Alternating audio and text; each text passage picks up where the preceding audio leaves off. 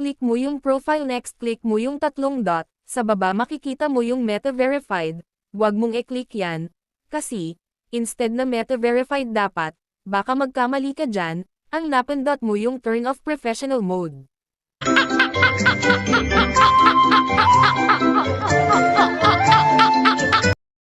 Click mo yung profile na may tatlong lines, then scroll up, click Settings and Privacy, then click Settings. Next click Personal Details, scroll up, then click Meta Verified.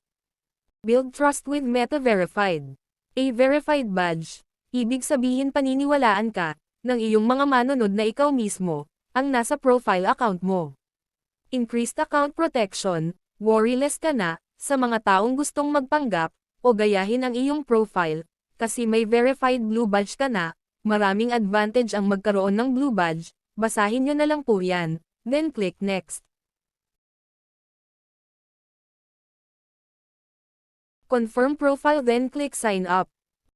You'll be billed 479 pesos per month on this profile, ibig sabihin may bayad po kada buwan, ang pag-subscribe kay Meta Verified, kapag nakabayad ka na, kinukumpirma pa ni Meta, ang iyong pagkakakilanlan, na maaaring tumagal ng 48 hours, kapag hindi naman makumpirma, ang iyong pagkakakilanlan, ibabalik naman ni Meta ang iyong binayad.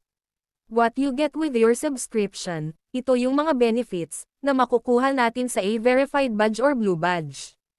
Increased account protection, support when you need it, example may mga tanong kayo, kay Meta mabilis niya lang masasagot yan, and unique stickers, pag okay na, click Pay to get benefits, GCash po ang pwedeng pambayad, then click Subscribe, sana po may matutunan, thank you.